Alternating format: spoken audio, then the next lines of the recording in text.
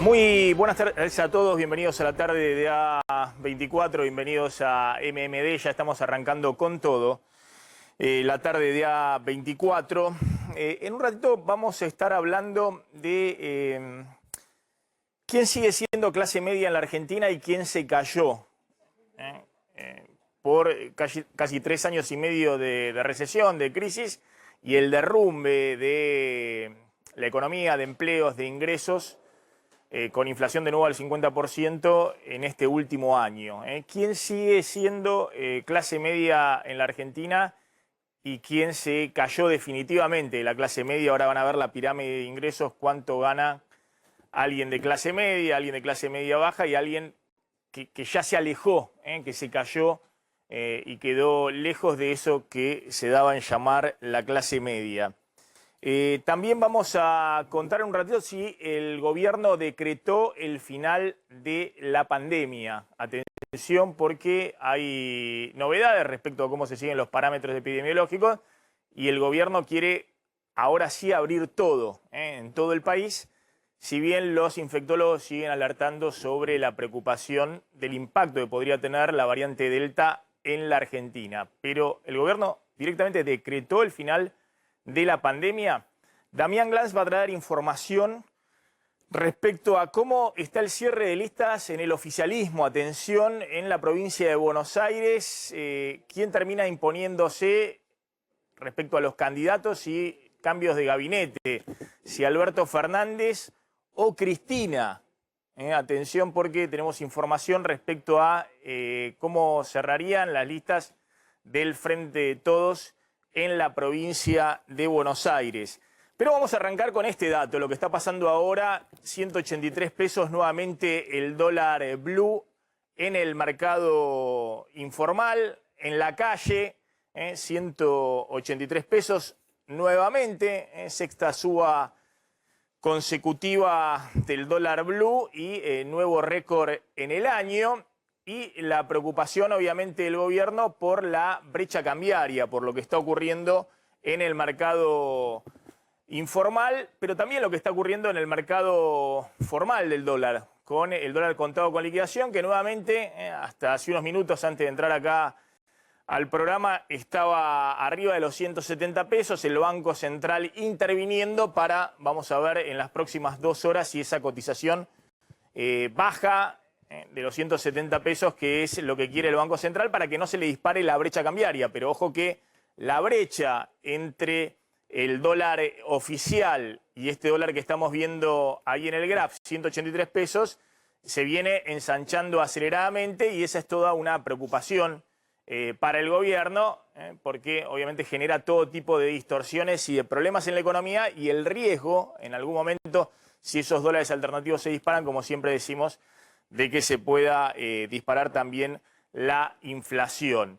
En un ratito, Glans, vas a contar por qué el gobierno está decretando directamente el final de la pandemia. Sí, exactamente, Maxi. De hecho, a partir de hoy cambiaron en todo el país los criterios que se usan para el semáforo epidemiológico.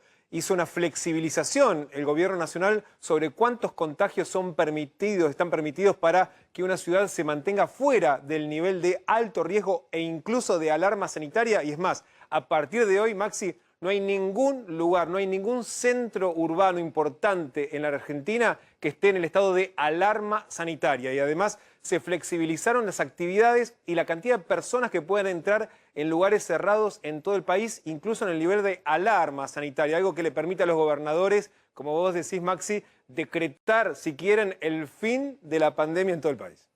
También vamos a estar en la salada, ahí está Leo Godoy. Atención, porque explotó la informalidad con la crisis, eso es innegable.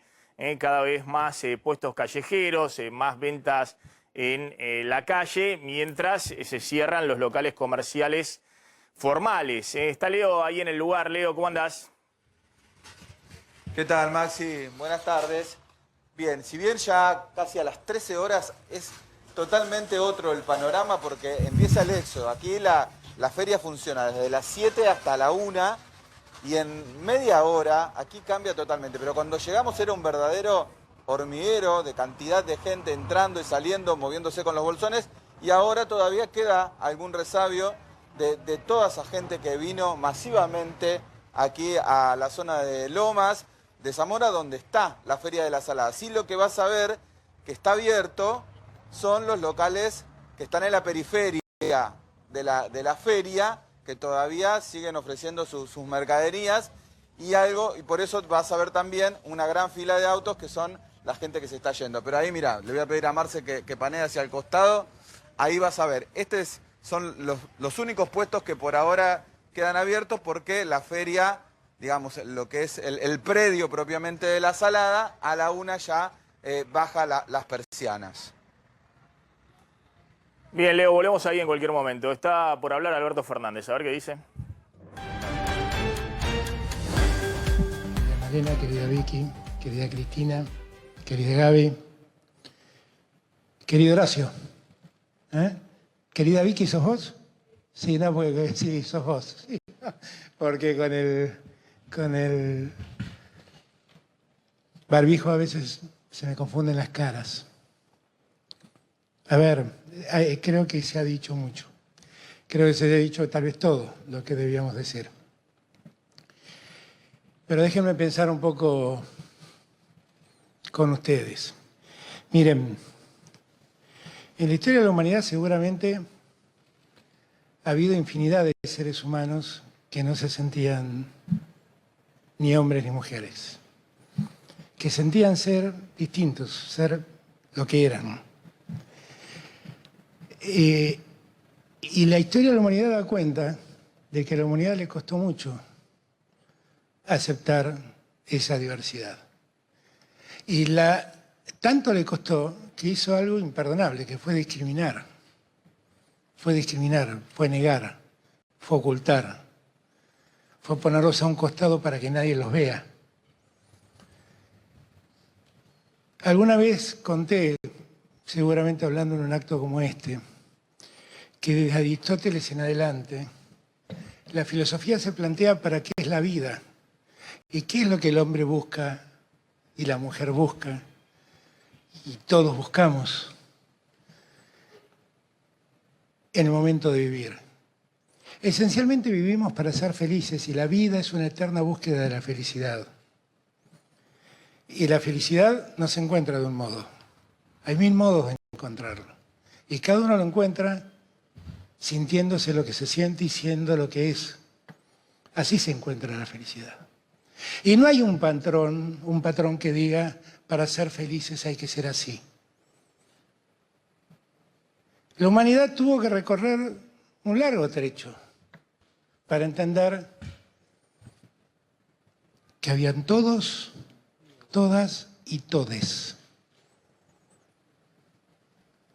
Todavía cuando yo en algún discurso me refiero al todes, siempre hay algún periodista conservador que dice qué ridículo el presidente.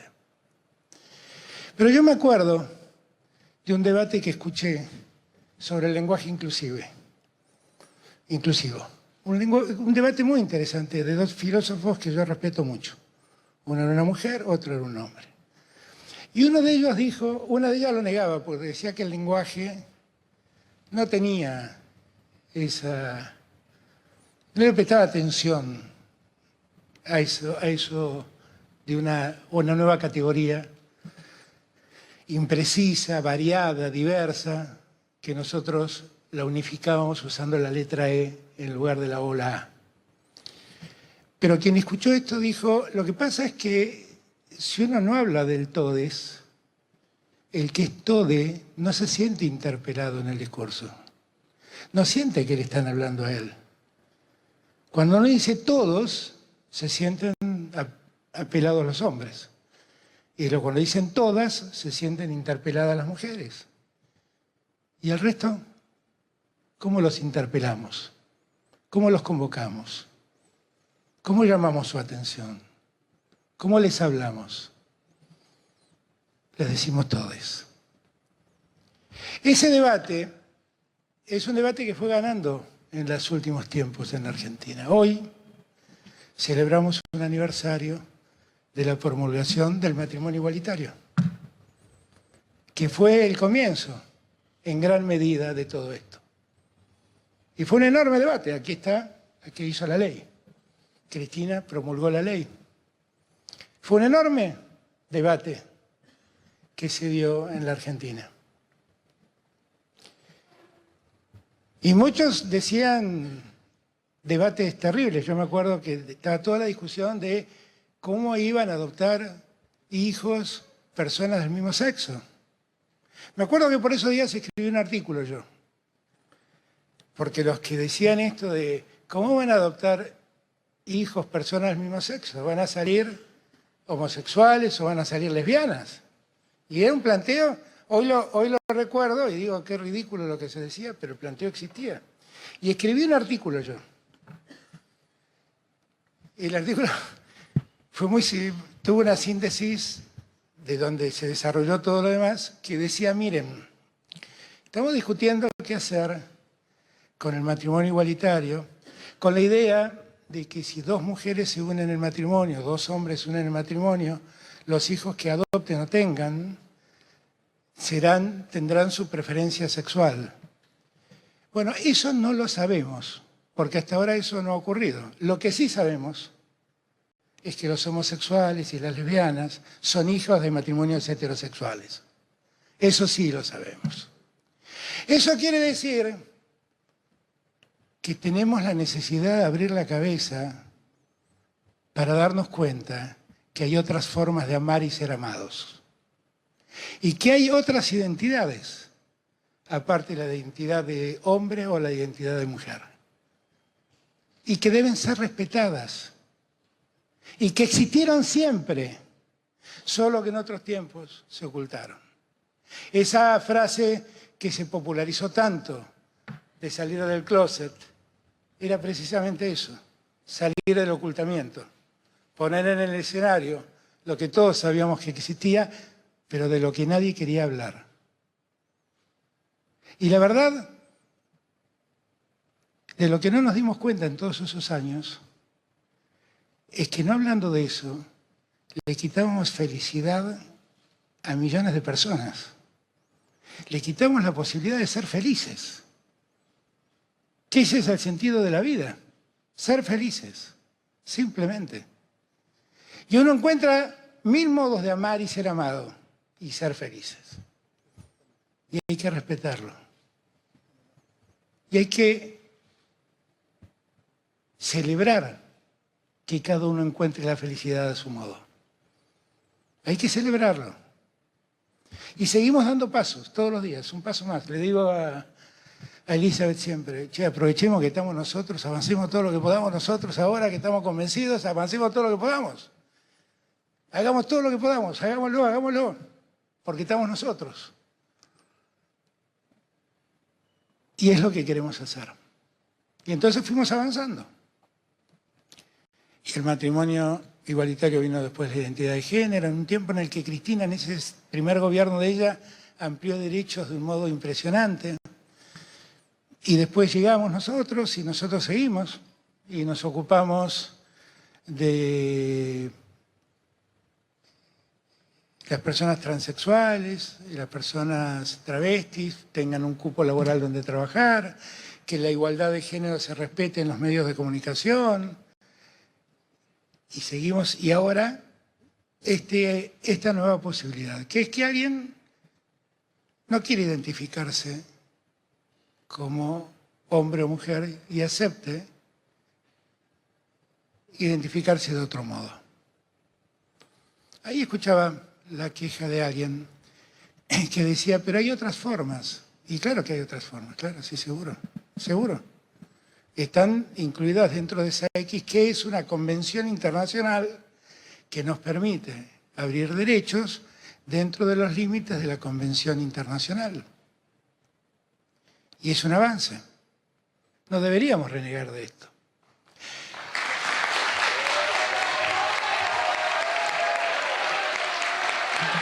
Es más,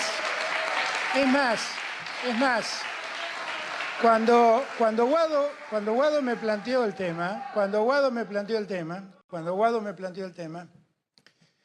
la verdad es que le dije, pero Guado, ¿y por qué una X? Y me dice, bueno, porque es la posibilidad que tenemos del modo como han avanzado las convenciones internacionales para reconocer una categoría no binaria. Y yo le dije algo que también se lo pregunté a Elizabeth. Pero al Estado, ¿le importa el sexo de la gente? ¿Le importa cuál es la orientación sexual o el género que cada uno percibe para sí mismo? Porque lo que al Estado le interesa es registrarlo a Alberto Fernández, saber si Alberto Fernández cumple sus compromisos impositivos, saber si no lava dinero, si no delinque. Eso es lo que le importa. ¿Por qué le importa el sexo? Y yo creo que eso es para todos. Y la verdad que esto, que algunos ven como una críticamente, es un paso que estamos dando. Es un paso que espero... Es un paso que estamos dando, que espero que termine el día en que en el DNI a nadie le pregunten si es hombre, mujer o lo que sea.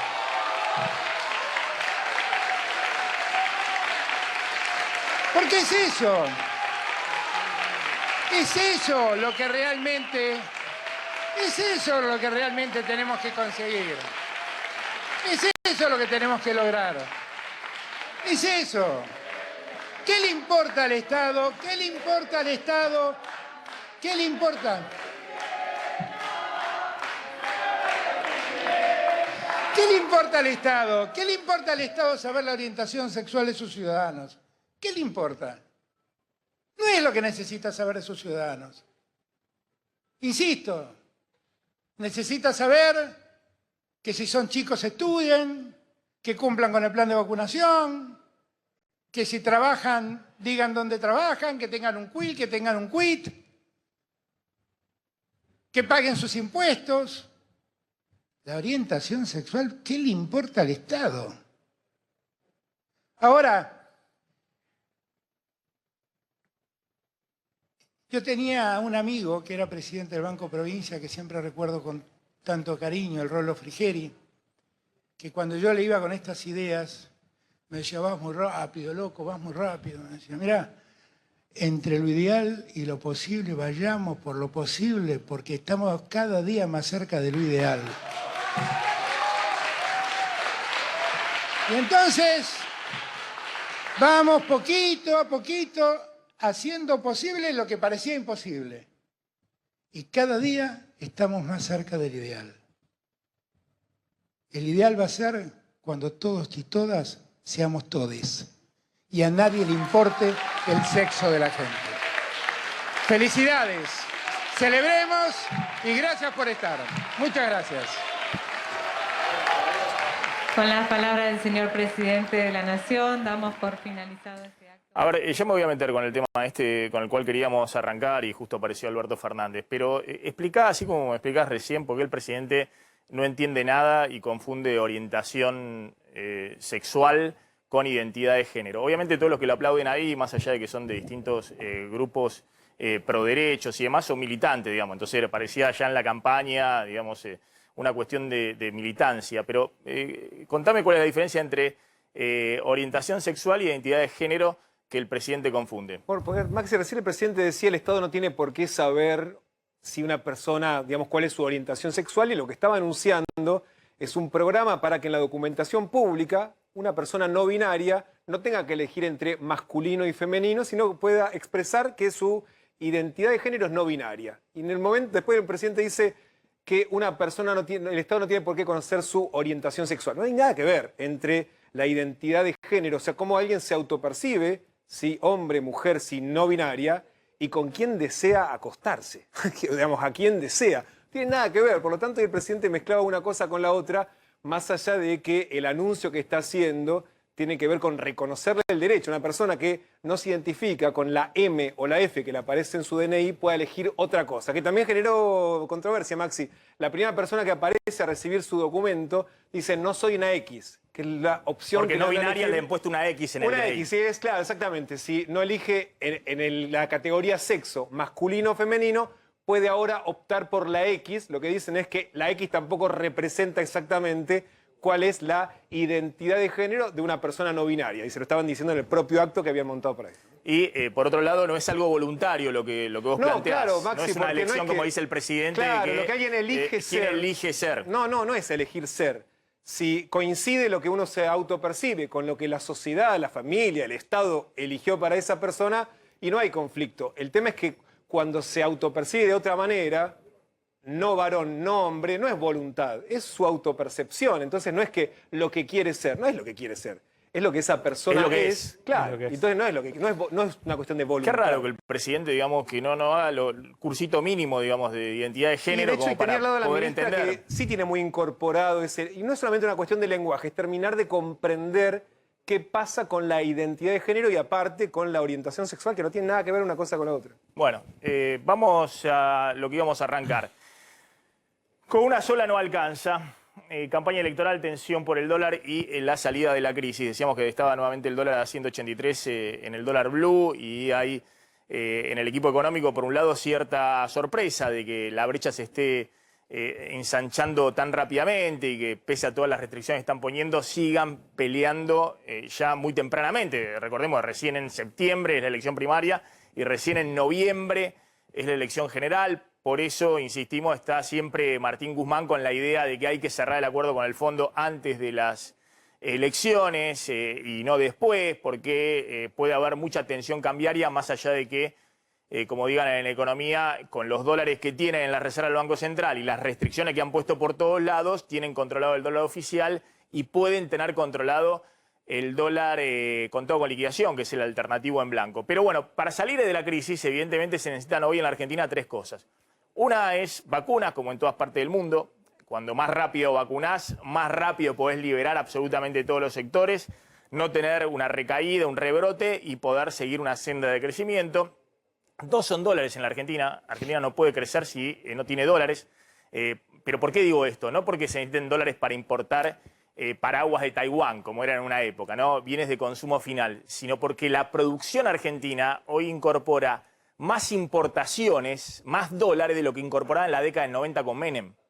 Es una producción mucho más integrada. El caso típico es el sector automotriz, que tiene el 70% de lo que se fabrica un auto en la Argentina son piezas importadas. Y así en muchos sectores, electrodomésticos, electrónica y demás. Pero no solamente esos sectores, en general todos los sectores de la economía tienen insumos importados y para eso es necesario tener dólares.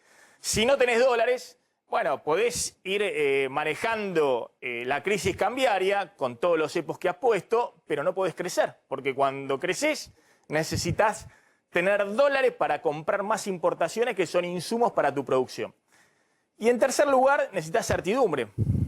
Es decir, dar algún horizonte hacia dónde vas para no estar todo el tiempo con la escasez de dólares y con la crisis. Bueno, ¿qué tenemos hoy en la Argentina? Hay vacunas después de varios meses donde estaba todo el tema de si llegaban, no llegaban. Hoy hay vacunas, no solamente las vacunas de Sinopharm, la de AstraZeneca que se está produciendo acá, no solamente la Sputnik, que también está llegando, sino las que empieza a donar el gobierno norteamericano y los contratos que empieza a hacer también con Moderna y otros laboratorios el Estado argentino. Hay vacunas.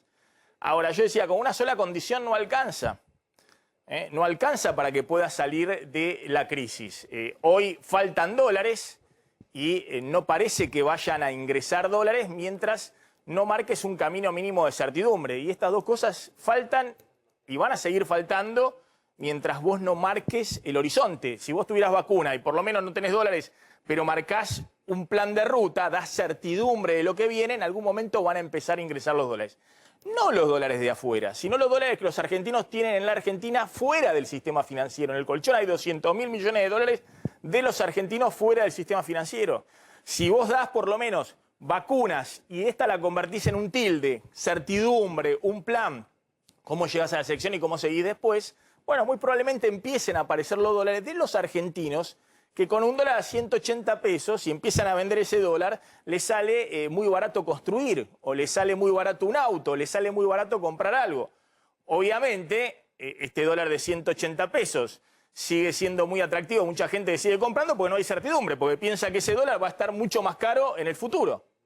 Entonces, por lo menos dos de estas cositas hay que tratar de alinear, de las que faltan. Con una no alcanza con las vacunas, y esta es la gran discusión que hay interna dentro del gobierno. Guzmán dice hay que cerrar rápido el acuerdo con el fondo antes de las elecciones, por lo menos para dar certidumbre. No alcanza con los dólares que tenemos, ni los que va a mandar ahora a fin de agosto el FMI, los 4.300 millones de dólares de DEC.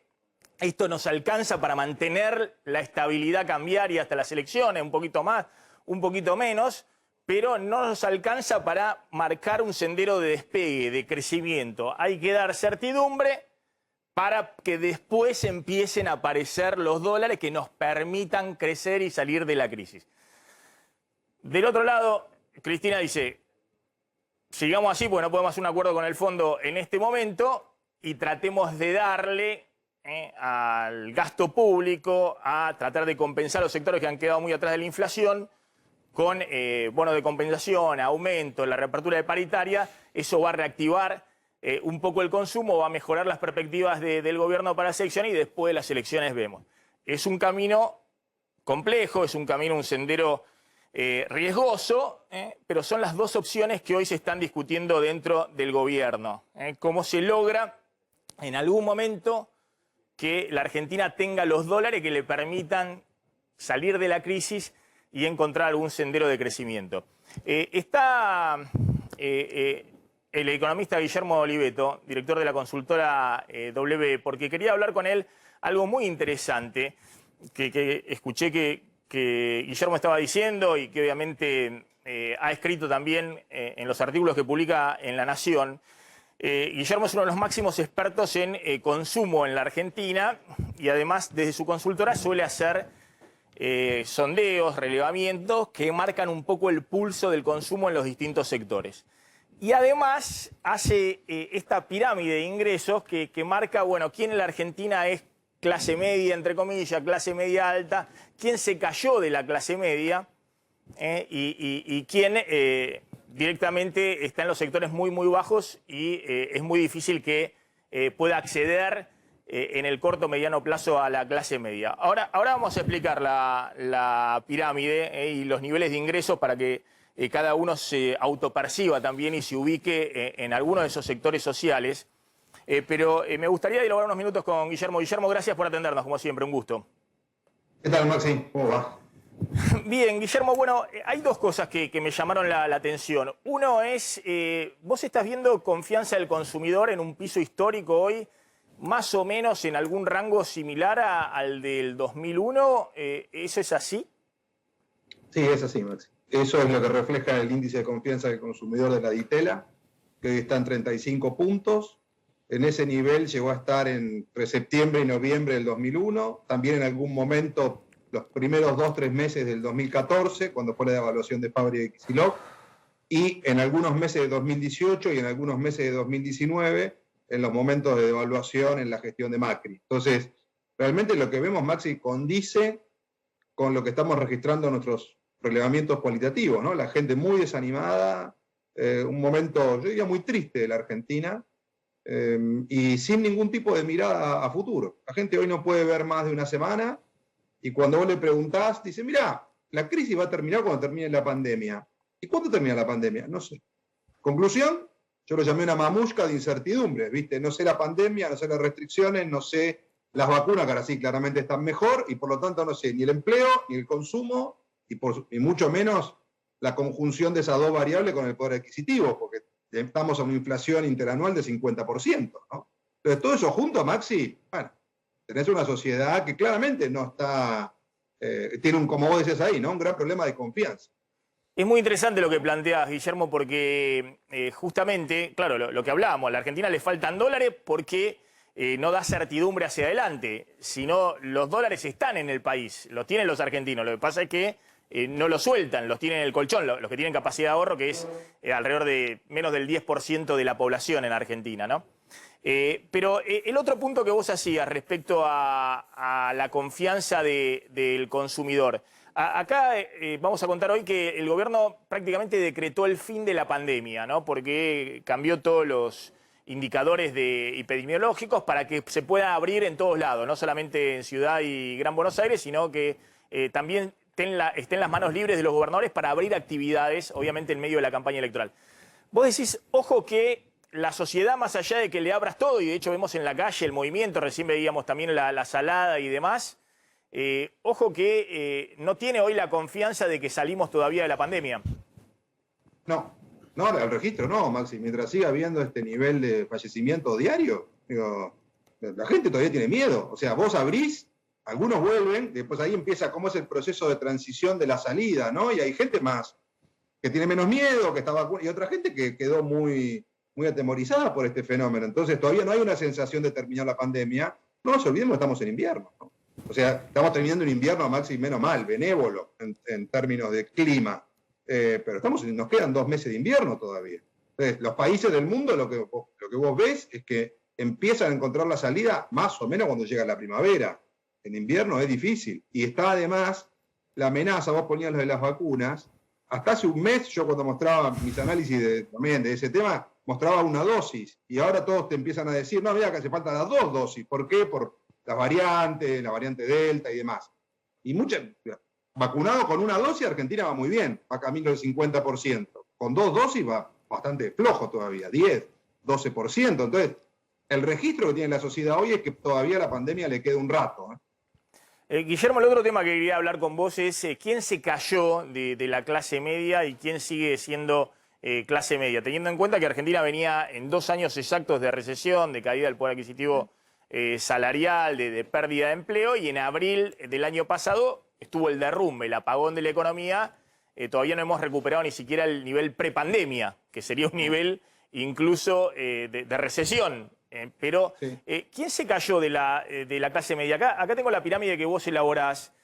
No sé si acá está la pirámide completa o me la recortaron.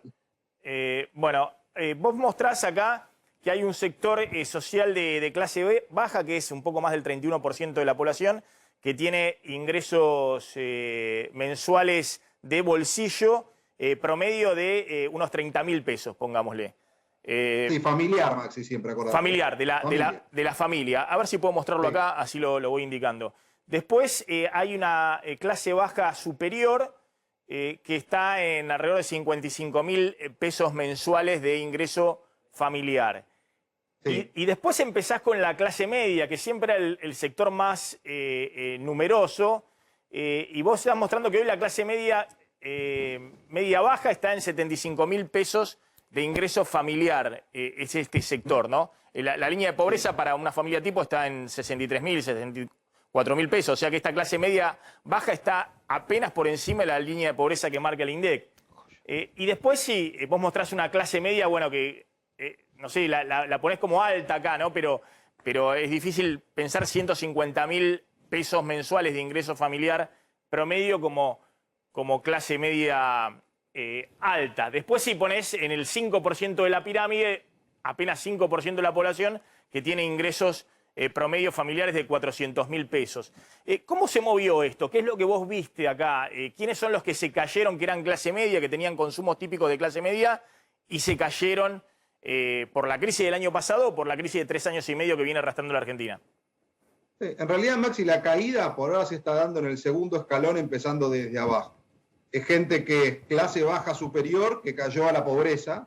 Esos el año pasado eran 24% de los hogares y hoy son, como ves ahí, 18 y unas décimas.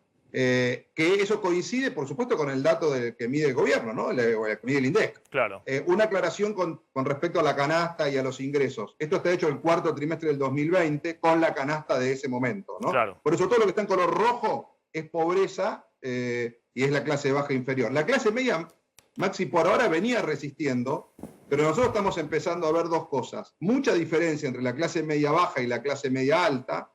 El IFE y el ATP el año pasado ayudaron para que esa gente no termine de caer, pero está como muy frágil, y este año sí, en lo que estamos viendo, empiezan a aparecer indicadores de movilidad descendente.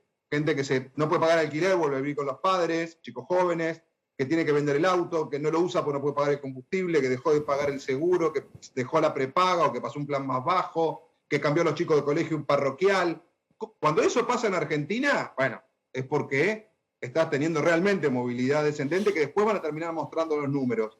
Y eso pasó de que yo recuerde, fuerte una sola vez, Maxi, que fue 2001-2002, ¿no? O sea, esta situación es muy distinta porque hay un Estado con mucho más poder y más potencia para poner dinero y comida en los sectores más frágiles. Entonces ahí eso está contenido, a diferencia de aquel momento. Hoy el problema está de ahí para arriba, que son los que no pudieron trabajar el año pasado, Maxi, que necesita la calle para poder trabajar. Claro, y la otra diferencia con el 2001 es que los ahorros de sectores medios, que ya sea que tienen ahorros en el sistema financiero o que los han guardado en los colchones, no se vieron por ahora afectados, es decir, no hubo incautación de ahorro, digamos, en el 2001, claro, que te quedaste con el corralito adentro, te especificaron y hubo una pérdida patrimonial muy grande, digamos. En este caso, los sectores con ahorro ya estaban advertidos, vienen o acumulando dólares en el colchón o tienen algún plazo fijo que obviamente no corre riesgo en pesos, ¿no? No, claro, esa es una gran diferencia a favor de este momento con respecto a aquel escenario. Te diré la diferencia en contra. Dos. Una, todos los negocios pueden estar preparados para vender un poco menos, Maxi. Ningún negocio está preparado para estar 7 meses vendiendo cero. Ningún negocio. O sea, el tipo tenía un comercio y no pudo abrir 7 meses o 6 meses, o vendió el 10% porque vendía delivery. Ese se comió los ahorros, se comió capital de trabajo y muchos de esos cerraron. Después es muy difícil que vuelva. Yo creo que esa es negativa comparando con el 2001. Y la otra es que los argentinos saben mucho de crisis económica, social y política. Tuvimos muchas, como esa. Ahora, combinado con una sanitaria y una emocional, ¿por qué hay un tema emocional muy poderoso? Porque lo que está en riesgo acá es la vida, que es lo más profundo que tiene un ser humano, lo que más tiende a defender. Entonces, toda esa mezcla junta, bueno, tenés una sociedad hoy con mucha desazón, con mucha desconfianza, con mucha, casi deprimida, ¿no? Muy triste. Entonces, es muy difícil desde ahí emprender, volver a apostar. La pregunta que hoy todos se hacen es, ¿qué voy a sacar plata del bolso, la que tengo guardada, la que vos decís? Claro, voy a sacar los dólares del colchón. Claro, ¿para hacer qué cosa? Y bueno, hoy te diría que hasta en el alto empresariado de la Argentina hay mucha decepción, ¿no? Y bueno, entonces está muy difícil recuperar un proceso de inversión para tener la salida de esta crisis. Creo que realmente va a haber una situación mejor que esta cuando esté el proceso de vacunación listo y cuando estemos más cerca del verano. Ahora, la pregunta es si alcanza. Guillermo, y la última pregunta es, ¿qué estás viendo en términos de algunos sectores que se están recuperando? A nivel de actividad, por ejemplo, industria y construcción, si bien han tenido los últimos datos del INDEC desde febrero datos malos, es decir, venían recuperándose y hubo en algún caso una estabilidad o un declive, incluso en el caso de la construcción. En el gobierno dicen, bueno, ahora los datos ya de julio muestran que se retoma el crecimiento. Hoy el INDEC va a dar el EMAE de mayo y obviamente va a dar como el de abril, caída, porque hubo también restricciones en mayo. Pero ves algunos sectores que, ya sea por la brecha cambiaria, como pasó el año pasado con la construcción, que mucha gente vendió dólares a 190 y empezó a construir, a comprar material de construcción, un poco el tema de autos. ¿Ves algunos sectores que se están recuperando? Digo, más allá de que obviamente todo lo que compares en estos meses respecto a lo que fue el año pasado te da para arriba, digamos, pero en términos de lo que se venía viendo de consumo antes de la pandemia. Te diría que hubo algunos sectores, Maxi, que en la pandemia anduvieron muy bien. Uno fue todo, yo lo llamé el hogar búnker, ¿no? La gente estaba encerrada en la casa, todo lo que pudo mejoró el hogar, todo lo que tenía que ver con la construcción chica, lo que mide y constructa. Eso el año pasado anduvo muy bien. Bueno, ya lo hablamos en su momento, las bicicletas y demás. Ahora, el gran tema es, la pregunta hoy es, ojo que bien, mejor no necesariamente es bien, que es lo que vos decías, autos. Está más 37 contra el año pasado. Es un gran número. Ahora, ¿cuántos autos van a vender? 400.000. Eso es menos que el 2019. Claro. Eso te está empezando a pasar en muchos sectores. De todas maneras, la construcción, que el año pasado fue el que mejor anduvo, porque la gente aprovechó la brecha y porque estaba todo el día en la casa y necesitaba hacer cosas, yo creo que de todos los sectores es el que está mejor parado, inclusive en este año también, y otra vez si se le vuelve a abrir la brecha y bajan los costos de la construcción por metro cuadrado, es un sector hoy donde hay gente viendo oportunidades y hay gente transformando pesos en ladrillo, que ya es histórico esto en la Argentina. Ahora, alimentos, Maxi, cae 7,5% en el primer semestre. Claro, es terrible. O sea, es un número duro, difícil. El año pasado fue 0, ahora viene menos 7,5. ¿Te está marcando que 50 puntos de inflación? No, la caída muy grande del poder adquisitivo salarial, que bueno, a diferencia de lo que venimos diciendo, de lo que había dicho Cristina a fin del año pasado, que es un poco la factura que se le pasa a Guzmán, de que a esta altura del año ya los salarios le iban a ganar a la inflación y eso iba a generar la reactivación del consumo.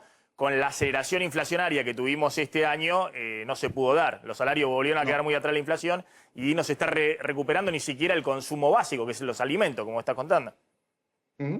La factura del 2020 se paga en 2021, Maxi. Claro. Eso es lo que está pasando con la economía. Guillermo, gracias. Un gusto hablar con vos.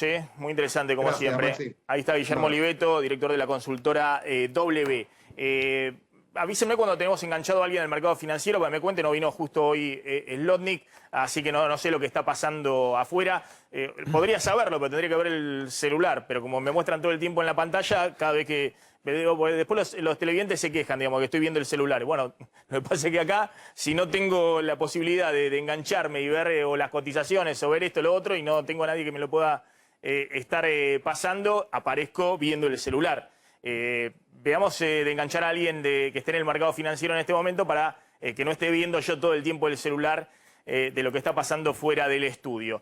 Vamos con el tema político. Atención porque se define esta semana la lista. Decíamos que más allá de la lista, que le importa solo la política, acá había una pulseada de poder importante respecto a cómo seguía el gobierno, cuál era el rumbo del gabinete y cómo seguía la conformación del elenco de gobierno. Sí, Maxi, y hoy está en alza, no te voy a hablar del dólar, pero sí de algunas eventuales candidaturas.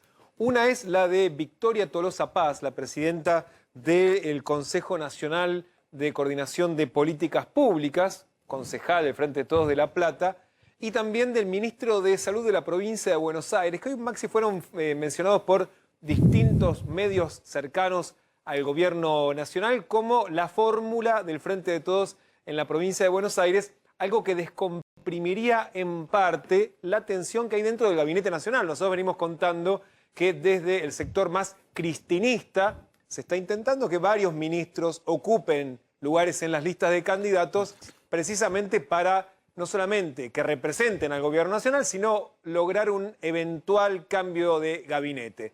De todos modos, estamos en medio de una transición de liderazgo y estamos en medio de un reequilibrio de fuerzas al interior de la coalición opositora, cuyo protagonista fue PRO, porque tenía su candidato a presidente, que después fue presidente, y eran de alguna manera socios secundarios la Unión Cívica Radical y la coalición cívica. Yo creo que estamos asistiendo a un desafío, por así decirlo, en términos democráticos, del radicalismo, sobre todo respecto de PRO. Y ahí se plantean, digamos, muchas tensiones en torno a Rodríguez Larreta, que insisto que hasta ahora ha hecho la construcción más consistente de un proyecto presidencial, porque por un lado tiene la presión del ala macrista de PRO, representada sobre todo por Patricia Bullrich, con quien tiene un arreglo inestable.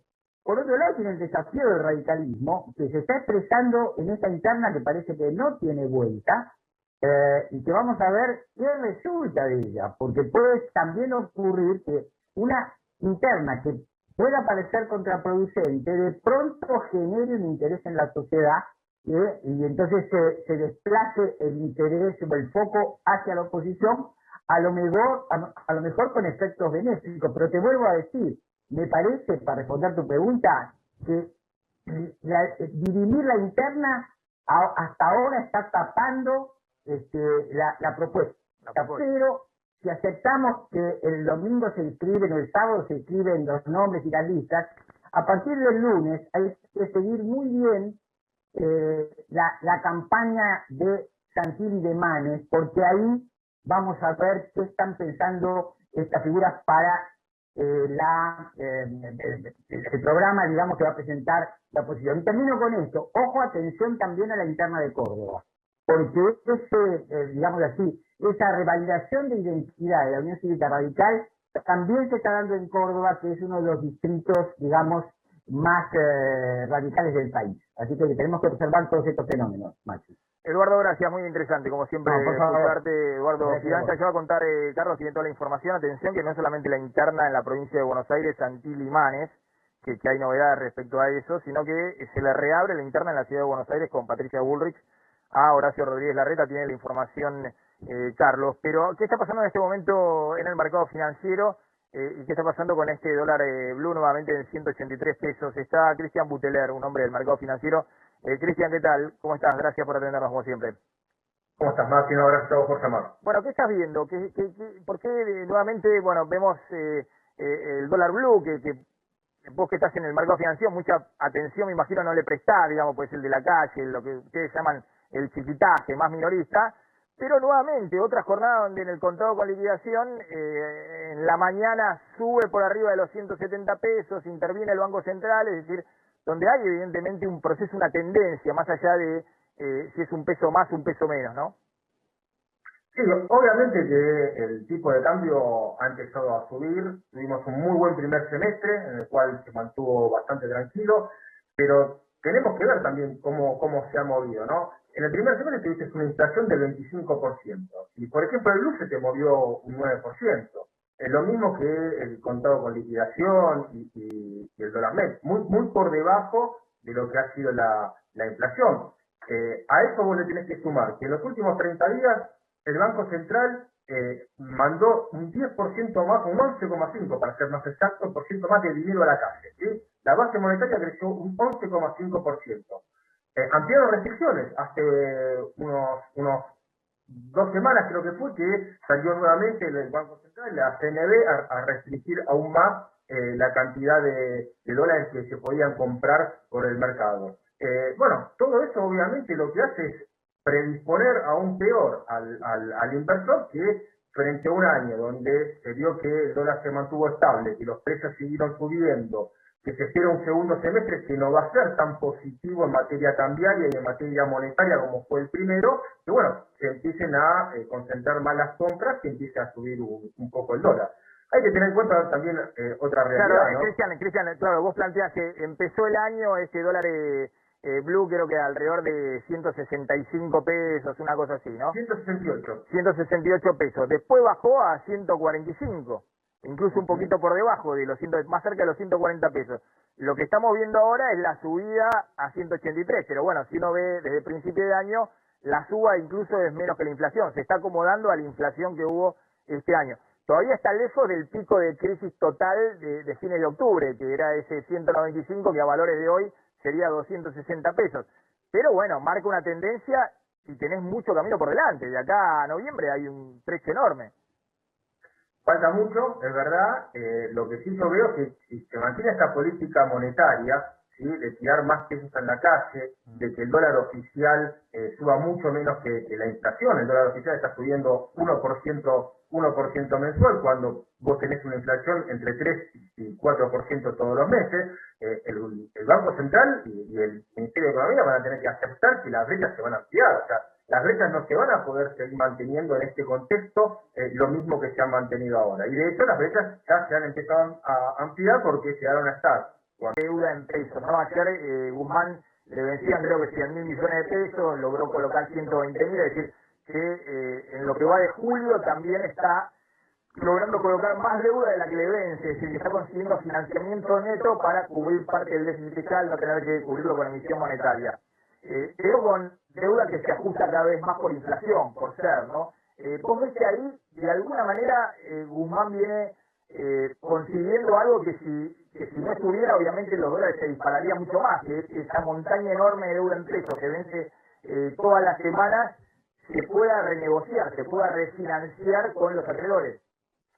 Obviamente es positivo tener instrumentos en la cual poder colocar a montaña de pesos que hay dando vuelta en la economía. Y vos fijate que actualmente el mayor instrumento que se utiliza son los que vienen ajustados por inflación.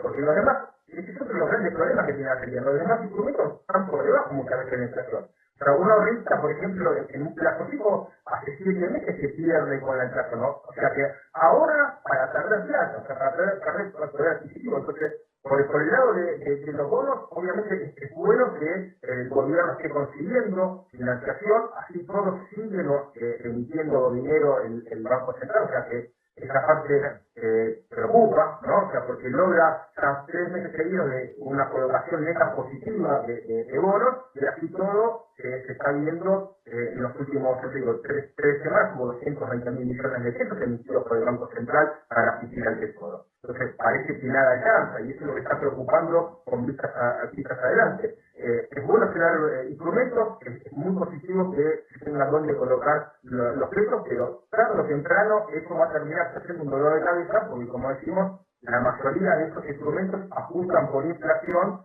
y bueno, eso obviamente hace que la tasa que tiene que pagar el sector sea bastante alta. Si llegas a devaluar en el futuro y se dispara la inflación, no es que licuar la deuda, sino que la potenciar. Cristian, gracias, como siempre un gusto, Ahí estaba Cristian Buteler. Vamos a la calle, a ver qué está pasando en la calle. Pablo Lacius está en la calle.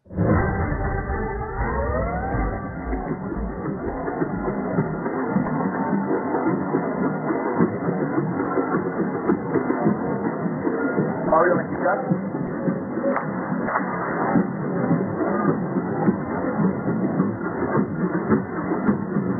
Estamos viendo una protesta de ACTA, ¿no? El Sindicato de la Sanidad, que está reclamando por un aumento salarial. Mañana se vence la conciliación obligatoria que dictó el gobierno entre el sindicato y el sector empresario. Los trabajadores están reclamando un aumento salarial, una paritaria por encima del 43-45%, cosa que está siendo rechazada por el sector empresario, y de hecho hoy están realizando una marcha entre dos sanatorios, entre el Pino Quieto y avanzando por Córdoba unas cuadras, precisamente para reclamar por este pedido de aumento salarial para estar por encima de la inflación. Ahí está Pablo Lacius. Así es, estamos aquí ya, pasamos Córdoba Corredor, empiezan a movilizarse la gente de seguridad, lo van a hacer hasta los kilos primero y terminar después el cierre. Ustedes decían luego de solicitar el tema de la paritaria que se empieza a tratar, salen a las calles, todos los miembros de la Ciudad de Buenos Aires de esta manera, y van a estar interrumpiendo marchando por lo que es principalmente la avenida Córdoba.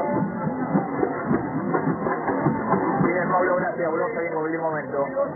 Numerosa movilización, y vamos a estar aquí subiéndolo. Bueno, ¿el gobierno decretó el fin de la pandemia? Bueno, es una muy buena pregunta, Maxi, pero si uno lee el boletín oficial de hoy, te digo que la respuesta es que sí.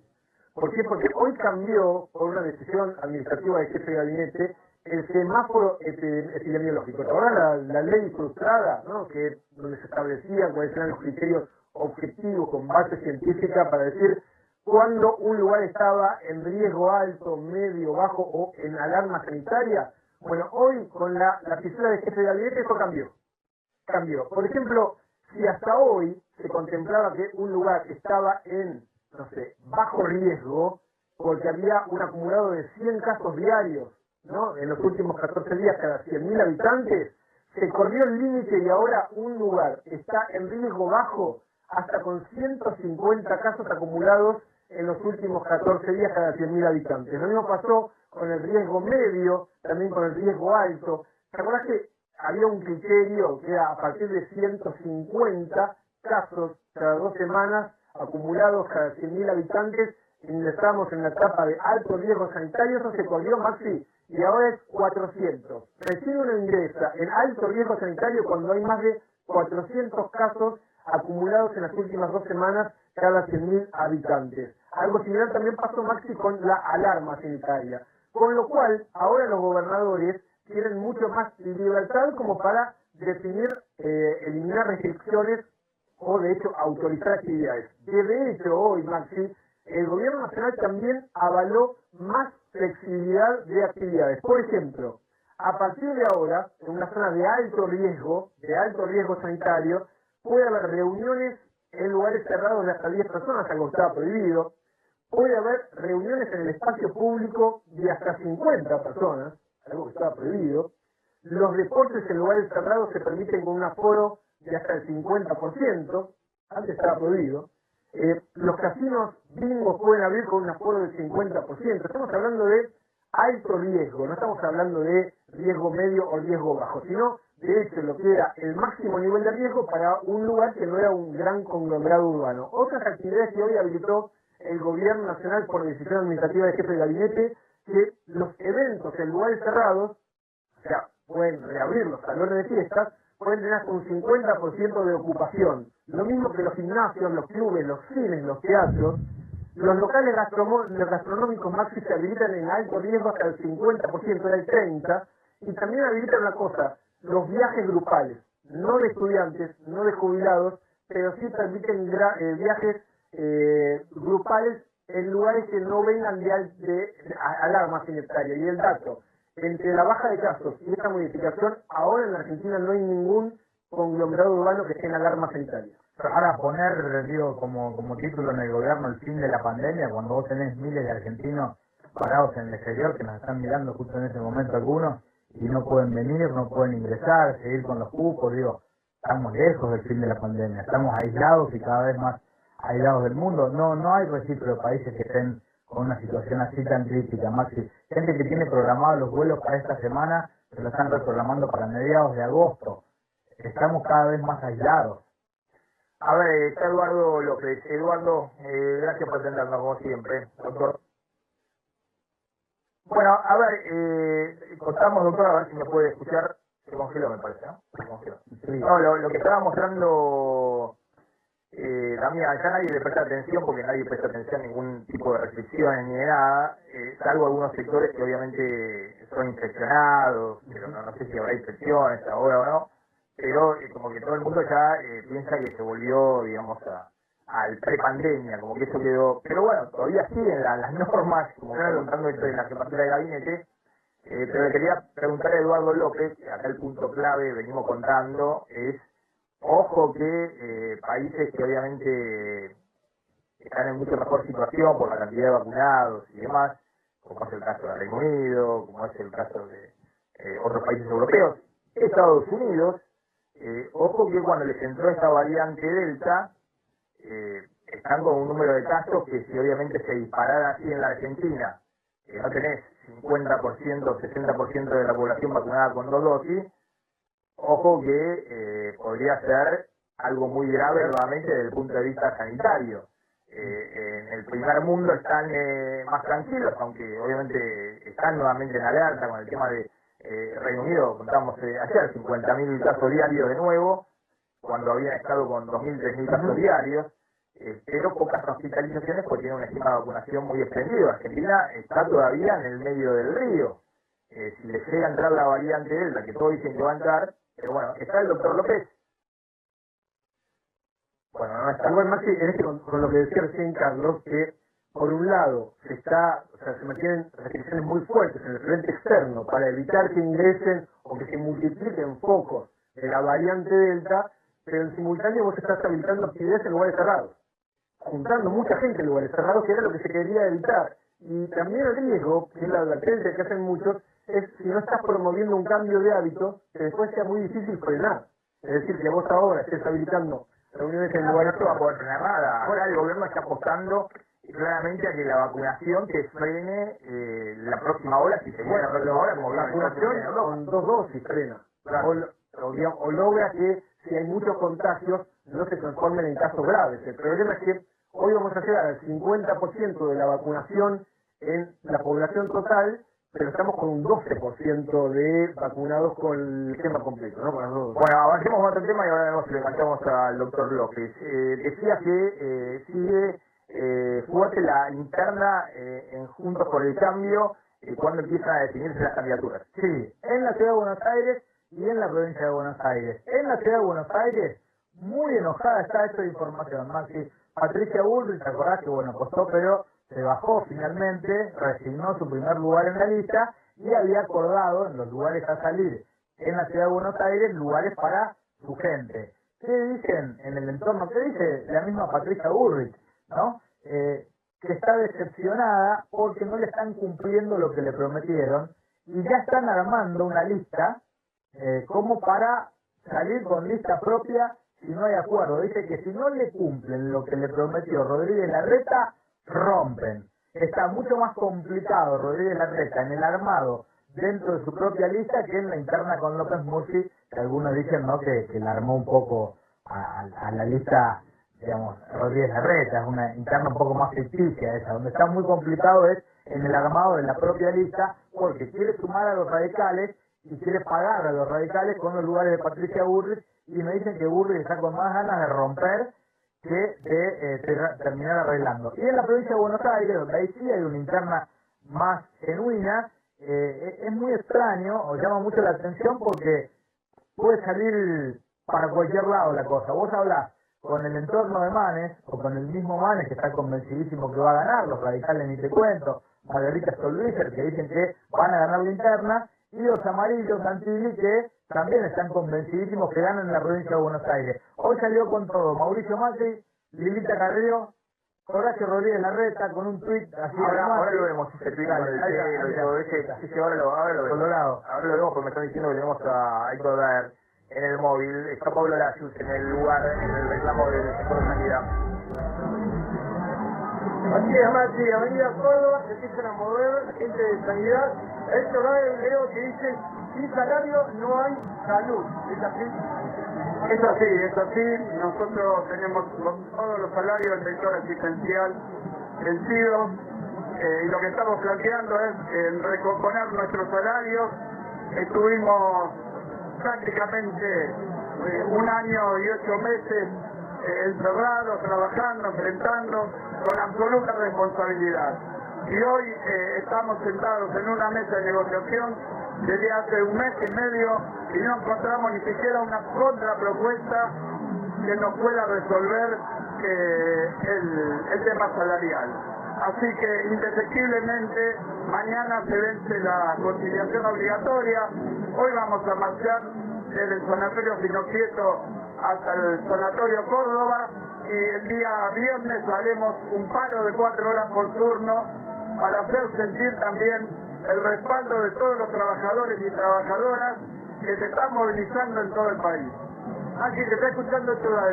Sí, aprovecho, hace mucho que no hablo con Daer, no sabía que estaba esta manifestación, el área informativa de A24 envió el móvil ahí, así que aprovecho que no sabía que estaba en el programa de Héctor Daer, aprovecho para hacerle alguna pregunta. Gracias, Daer, como siempre, hace mucho que no hablamos, hace mucho tiempo que no hablamos. Bueno, están con el reclamo salarial en el sector de sanidad, y está, digamos, planteando que puede haber alguna medida de fuerza en el sector. No, que puede haber, no. El viernes, mañana se vence la conciliación obligatoria, y el día viernes, si no hay ninguna perspectiva de acuerdo, el día viernes vamos a estar parando 4 horas por turno, porque no hay ninguna posibilidad de que el sistema de salud siga funcionando si no se recomponen los salarios. Le hago una pregunta respecto a lo que está sucediendo en general, digamos, con el tema salarial. ¿Se ha enviado alguna señal del gobierno? Dice que las paritarias son libres, con cada sector negocian los sindicatos, respecto a el número puede ser 40, 45%, o una inflación que viene corriendo del 50% anual. ¿Usted ve que eso está motorizando de alguna manera la reapertura de paritarias? Usted es el secretario general de la Secretaría, además del gremio de sanidad. ¿Ve que eso está facilitando esa posibilidad, o la crisis, la realidad, está poniendo un toque a esa negociación salarial? No, acá no hay crisis. Acá si los trabajadores pierden salario, el país se hunde. Así que lo que tenemos que hacer es recuperar salario. Si este compromiso existe, lo que no se entiende cómo esto no sucede en una actividad tan importante como la actividad de sanidad. Usted dice que más allá de, crisis hay una situación de crisis que se viene arrastrando ya en los últimos 3 años y medio y que se ha profundizado con la pandemia. Pero usted dice que hay margen, digamos, para aumentos salariales para de alguna manera alcanzar a la inflación. Pero no tenga duda, digamos, acá la responsabilidad la tienen que poner los financiadores, vengan de donde vengan, los prestadores de salud, que son quienes firman la paritaria con nosotros, Y acá lo único que no puede estar en juego es el salario de los trabajadores y trabajadoras. Así que después habrá que sentarse. No alcanza con los merecimientos y con los aplausos. Solo hay que recomponer el salario. Bien, dar gracias, un gusto como siempre. Ahí estaba Héctor Dar, el secretario general de la CGT, pero con este reclamo del gremio de sanidad, pero bueno, además está todo el tema de la discusión salarial en general, ¿no? Esto de si las paritarias van a alcanzar o recuperar algo de la inflación. Vamos a la tanda. Bueno, atención, lo tengo ahora sí a Eduardo López. Doctor, gracias por atendernos, muy amable. No, muchas gracias a ustedes. Muy buenas tardes. Bueno, doctor, estamos contando que el gobierno flexibiliza todo, digamos, en términos de actividades internas. Lo único que se está restringiendo todavía es el tema de Seiza, con el tema de la variante Delta. Pero los infectólogos siguen diciendo que va a entrar la variante Delta y que los casos van a volver a subir. ¿Es el castigo o ahora está puesto en duda de que podemos zafar de esta variante Delta que se está viendo que ha impactado muy fuerte nuevamente en Reino Unido, disparada de casos en Estados Unidos, pero no en términos de mortalidad porque son países que tienen 60% de la población vacunada con 2 dosis? Bueno, en primer lugar, la variante Delta fue detectada ya en 15 casos, incluyendo un individuo que vino proveniente de Paraguay, lo que significa que no estamos exentos de que esta variable empiece a circular por la comunidad. La predicción que hay en función de la experiencia previa, Maxi, con la cepa alfa y con la cepa gamma, que es británica y Manaus, hermanos antes, es que en algún momento estas cepas que están ya detectadas ingresan a la comunidad. En mayor o menor medida va a depender mucho en cuanto nosotros controlemos y en cuanto nosotros nos cuidemos. Yo creo que la variante Delta en algún momento va a empezar a circular en la Argentina y la clave es que para que circule menos, aparte de cuidarnos y hacer los controles en Ezeiza, es aumentar la vacunación con 2 dosis, como reconocen todos los laboratorios productores de vacunas, ¿no? Eso por un lado. Por otro lado, con respecto a la flexibilización de las distintas categorías de lugares, esto en realidad se va flexibilizando de a poco. Nadie puede decir que con esta flexibilización es porque creemos que ya terminó la pandemia, cuando ya tuvimos más de 12.000 casos, ¿no? Y con una positividad que está cercana al 20%. Por lo tanto, nosotros todavía estamos manteniendo aparentemente en bajada, según una receta más baja, la segunda ola, ¿no? Pero tenemos que inexorablemente aumentar la vacunación con 2 dosis a la población si uno quiere que la variante Delta no aparezca como apareció en Europa, ¿no? Ahora, doctor, la otra cuestión es, 2 dosis viene rezagado, ¿no? Con esta 12% de la población, viene muy rezagado, incluso lo hemos mostrado respecto a países de la región, viene muy rezagado con 2 dosis la Argentina. Ahora, con una dosis, ¿cuánto se está ya en la cobertura? Y hoy vamos a llegar al 50%. 50%, ¿no? Y grupos de mayores de 60 años, hoy está en 45% con 2 dosis, y puede ser que... Más de 60 años, casi el 90%. Con 2 dosis, digo. Con 46%. 45% con 2 dosis, más de 60 años. Bueno, pero por eso, dentro de un mes, puede ser que los más de 60 años tengan, no sé, 60% de cobertura, o alrededor de eso. La pregunta es, ¿hay una idea en el gobierno? Bueno, vamos, ya abrimos todo y flexibilizamos todo, y en última instancia, una dosis de la vacuna para los que son menores de 60 años, ¿alcanza para tener cierta protección frente a hospitalización severa, terapia intensiva o fallecimiento? Mejora, pero no basta. ¿Está bien? Esto es muy claro, porque si la primera dosis fuera muy eficaz, no tendríamos 12, 14 o 15.000 casos. Esto es un punto que hay que entenderlo. Creo que una dosis ha ayudado a bajar la hospitalización, pero no alcanza. Y no alcanza, máximo si uno piensa que puede haber algún momento de circulación de la cepa Delta en la comunidad. Todos los laboratorios productores reconocen que para la cepa Delta se necesitan 2 dosis. Con una dosis, Maxi, la eficacia no supera el 50%. Pero para contagio. Para cualquier forma de COVID. Para cualquier forma de COVID, en el cual está incluida también la hospitalización. En cambio, cuando usted está 2 dosis, la hospitalización tiene una eficacia de entre un 80 y un 92% según la vacuna. Por eso todo el mundo, la OMS, CDC, etcétera, dice que la vacunación completa para la cepa delta es 2 dosis. Por eso es que todos los países están apurando a la vacunación justamente por la cepa delta. Ahora, ¿qué pasa? Aquellos países que ya tienen muchos 2 dosis, como el 50, 60 o 70% de la población, están liberando mucho más porque dicen, bueno, finalmente lo que puede ocurrir es que tendrán cuadros gripales o cuadros leves un grupo de la población, pero no voy a hospitalizar. ¿Está bien? Ahora, cuando usted no tiene individuos vacunados, en aquella zona usted tiene bajo individuo vacunado, le aumenta la dosis, le aumenta los casos y la mortalidad. La mortalidad está pasando en algunos lugares de Inglaterra, ¿no? Claro. Pero no así, fíjense ustedes, a Israel, que tiene vacunado casi el 70% de su población con 2 dosis. Está bien, lo que está diciendo, ojo, que si no se acelera rápido las 2 dosis y Argentina tiene una suba de casos fuertes de variante Delta, no solamente va a tener más contagiados, sino que va a tener también una cantidad mayor nuevamente de fallecidos. Y ya estamos en niveles enormes, ¿no? Que nadie quería ni preveía a esta altura del año.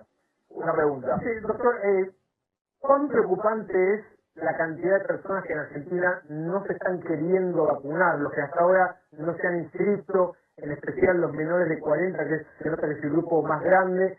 ¿En qué medida esto puede llegar a afectar que algún día podamos arribar finalmente a tener esta inmunidad de rebaño, no? Yo creo que la gente está deseando vacunarse. No hay ninguna duda en ese aspecto. Estoy absolutamente seguro. Digamos, nosotros estamos haciendo algunos análisis de esta manera. Ahora, ¿qué pasa? Fíjese usted que está siguiendo muy de cerca los números. Tenemos días de 350.000, 400.000, creo que hubo un día de 400.000. Dígame cuánto fue el sábado y domingo de la semana que terminó. 150.000, 120.000. Con lo cual es evidente que en muchos lugares están los vacunatorios cerrados o cierran al mediodía o alguna fortaleza. O sea, el ritmo de vacunación no es rápido, ¿eh? Vamos a ver, ha mejorado mucho, pero el ritmo de vacunación es lento. Nosotros tenemos que arriba de 500, 600.000 individuos vacunados por día, ¿no? Asumiendo de que tenemos vacunas, porque yo estoy asumiendo de que, fíjese usted una cosa interesante, Damián. ¿Vio cuál es la diferencia entre vacunas distribuidas y vacunas claro, no, es enorme y en algunas provincias, claro, como Misiones, es enorme. Te voy a contar un dato. Acá hace 3 semanas era 3 millones. Hoy, si usted mira el observatorio, es 4.400.000. Quiere decir que en algún lado se está vacunando mal, se está vacunando lento respecto a lo que se podría, al potencial de vacunación que todavía esto. De hecho, doctor, mire, acá nos escribe Beatriz Cucciarelli, que tengo 70 años, soy odontóloga, y en actividad solo me dieron la primera dosis de Sputnik el 9 de abril. ¿Cuándo me van a dar la segunda? Bueno, el tema es que año, 9 de abril, estamos haciendo calculaciones. 9 inscritos libres. Abril, mayo, junio, está cumpliendo ya los 3 meses. Ahora el 9 de julio cumplió 3 meses de la vacuna Sputnik, 70 años estamos hablando. Sí, pero ahora son 8 semanas. Ahora son 2 meses el tiempo que había tenido. Pero esa profesional, la odontóloga, está contando que además es una profesión obviamente de riesgo. 70 años, son 3 meses y se esperando la segunda dosis. La segunda dosis de Sputnik viene muy lenta y hay mucha gente mayor de 60 años que no está vacunada con 2 dosis de Sputnik. Por eso el estudio que se está haciendo en la ciudad de Buenos Aires, que ahora se amplió para estudiar también a mayores de 65 años, Maxi, para ver si podemos combinar vacunas teniendo la primera dosis de Sputnik y la segunda dosis con AstraZeneca, Sinopharm, o si llega a fin de mes la CanSino, también. Porque el tema es, cuando ustedes llegan 700 o 800.000 dosis, usted tiene que pensar que en realidad es para 400.000 personas. Porque usted tiene que dar 2 dosis tanto como Sinopharm como de AstraZeneca. Digamos, la vacuna de Moderna probablemente se aplique a los individuos adolescentes, sobre todo comenzando por lo de comorbilidades, que es otra preocupación que tienen los padres, que no es un tema menor, porque no olvidemos que la única vacuna que hasta hoy está aprobada a nivel mundial para aplicarse en adolescentes es Pfizer. Yo creo que si Dios quiere en los próximos 3-4 días la FDA va a aprobar también la vacuna de Moderna, porque el estudio está terminado y está presentado a la FDA, ¿no? Pero para que miren ustedes cómo las estrategias de vacunación no solo a veces hay que decirlo, sino hay que lograr aplicarlo en la vida cotidiana, ¿no? Ese es el tema. Totalmente. Doctor, gracias, es muy amable como siempre. No, muchas gracias a ustedes, sí, muy buen día de trabajo. Gracias, ahí está el doctor Eduardo López, Sandra Sobremos. De día y de noche, Pañopet tiene la solución. Paños sanitarios con gel absorbente, atractivos para su perro. Son ideales para departamentos porque reducen olores. O bandejas sanitarias con pasto sintético para perros de todos los tamaños. Cuida la higiene dentro de casa con Pañopet.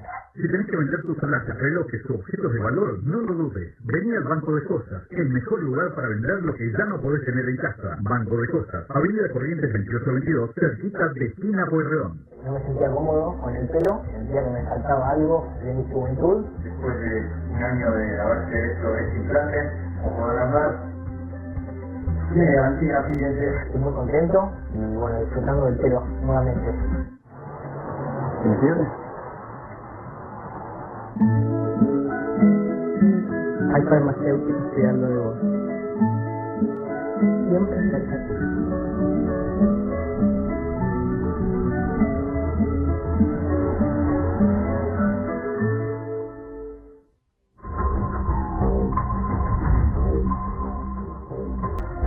Bueno, vamos rapidito porque tenemos mucha información. Kicillof logró después de 20 propuestas, 20 prórrogas en realidad prórrogas de los plazos de negociación de la deuda con acreedores, encaminar la renegociación de la deuda de la provincia de Buenos Aires. Ojo que esto no tuvo mucha repercusión, pero es un dato, si se quiere, positivo. Todavía no sabemos bien cuáles son los detalles del acuerdo, pero después de 20 prórrogas, imagínense, es una deuda de más de un año y medio que está en default, se logró la reestructuración.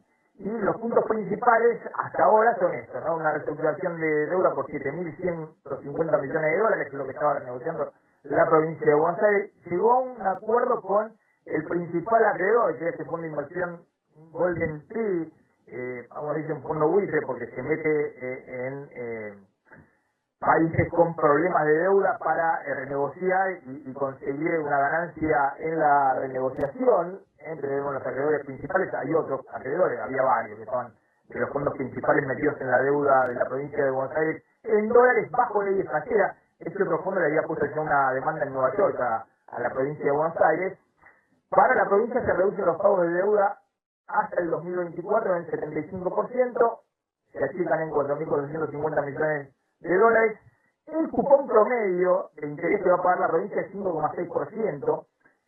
Pagaba 7,5% promedio, la provincia va a pagar 5,6%. Es una reducción del 40%. Ojo que no es la reducción que logró Guzmán, que logró una reducción del 3%, al 3%. Es decir, a menos de la mitad de lo que era el cupón promedio a nivel nacional. La provincia paga un cupón que obviamente para lo que era Argentina hoy es un cupón, una tasa de interés, estoy hablando baja, 5,6%, pero bueno, no era el 7,5% que querían los acreedores, que se mantengan la tasa de interés, no era el 4,5%, la última oferta que hizo, cerraron en el 5,6%, y los plazos de repago, la vía media de los bonos se triplicaron. Ojo, quiero ver el detalle después, que lo mismo pasa a nivel nacional, no existe el capital. Es decir, hay una renegociación muy fuerte respecto a prorrogar vencimientos y recortar intereses y pagos de corto plazo. Pero bueno, vamos a ver si hay alguna quita de capital o no. La Nación no hizo quita de capital, hizo quita de interés más fuerte que la provincia. Obviamente el poder de negociación de la provincia es menor, pero ese era un punto que algunos decían, bueno, necesitan cerrar esto también para correr con el fondo. No era así, se podía cerrar con el fondo y tener todavía la provincia de Buenos Aires en default. Obviamente es algo positivo, que genera algo, si se quiere, de certidumbre hacia adelante, que la provincia de Buenos Aires pueda salir de la cesación de pagos. Dame el dato que tenías con el tema de interna de Juntos por el Cambio y cómo empezó a jugar su fuerte el Colo Santilli, le dicen el Colo, el Colorado, le dicen a Santilli. Exacto. ¿Por qué? Sí, porque es el Colorado, más bien. Ahí está. ¿Estás jodiendo? El Colo Santilli. Claro. Es Colorado. El Colorado, sí. Bien, salieron en todo muy organizado, Mauricio Macri, Lilita Carrió. Vas a ver, Lilita, que va a ser de las que más lugares va a conseguir a salir en la lista, y Horacio Rodríguez Larreta como una especie de candidatura virtual, ¿no? Largaron con el pelo así de Santilli. Santilli una campaña en redes que aparece una foto con el pelo hasta Larreta, que hace años campaña de con los pelos en la cabeza. No es campaña de tintura para la cabeza. No, claro, parece una campaña de tintura. Fíjense, están en los tweets y la foto que pegan es de un pelo que además tampoco es el pelo de Santilli, porque Santilli es el pelo, no sé si un pelo largo, un pelo lacio. Medio alazán, para hablar en términos camperos, el color del pelo. Bueno, y cuánto efecto le pusieron, el filtro. ¿Qué están en definitiva, más allá del pelo y de estas cosas muy típicas del PRO, ¿no? Estas cosas siempre loquitas, lo que están es con una tensión muy fuerte porque no hay nada definido respecto a quién puede ganar esa interna. Cuando acá tenés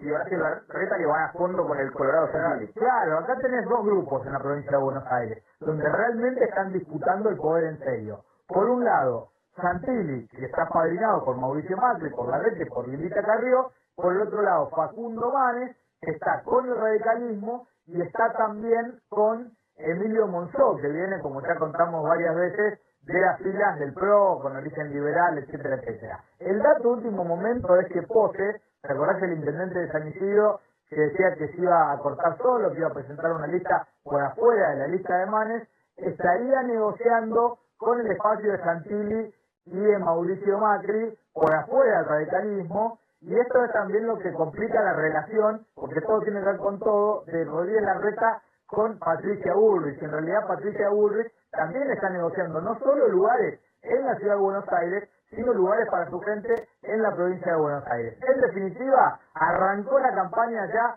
en la provincia de Buenos Aires y resta por definir cómo va a ser la lista de Juntos por el Cambio, Juntos se llama la provincia de Buenos Aires, en la ciudad de Buenos Aires, donde, reiteramos, hay mucha tensión con Patricia Bullrich, que está amagando con armar una lista por afuera del acuerdo de Larreta si no le respetan los lugares. Bien, vamos a ver, y Larreta, Santilli tuvo una quinta una vez en la provincia de Buenos Aires, por eso se lanza, tuvo alguna quinta en la provincia. Bueno, alguno que tiene también domicilio en la provincia. Un Saleri, vamos a ver. A ver, vamos a Chile, atención porque aprueban la Sputnik V en Chile. Ahí está Mario Solís. Mario, ¿cómo andás? Gracias por atendernos. ¿Qué tal? Muy buenas tardes. Efectivamente, hace algunos minutos ya se acaba de hacer oficial el Instituto de Salud Pública, que es el organismo que autoriza el uso de las vacunas en Chile, aprobó el uso de emergencia de la vacuna Sputnik V. Dentro de la información que se entregó a los medios de comunicación se destacó también la amplia protección que entrega esta vacuna, y en un principio en Chile se había autorizado su uso de emergencia. Obviamente estamos a la espera que el Ministerio de Salud nos entregue información en los próximos minutos, durante la tarde, sobre en qué cantidades se podrían llegar eventualmente estas dosis de esta nueva vacuna para nuestro país. Mario, ¿cómo están los niveles de vacunación con 2 dosis en Chile y ya van a una apertura total? Bueno, correcto. De hecho, la apertura total ya se inició en la región metropolitana. Toda la capital de Chile está en fase 3, lo que implica que no hay restricciones en la movilidad dentro de la región.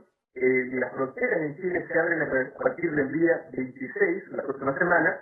Esto establecería que los chilenos pueden salir con su pase de movilidad por los distintos pasos terrestres, inclusive, o también vía aeropuerto. También se está estableciendo que habrían cambios al momento de la repatriación. En este momento los chilenos que ingresan deben estar 5 días en un hotel de tránsito para luego terminar su cuarentena en casa.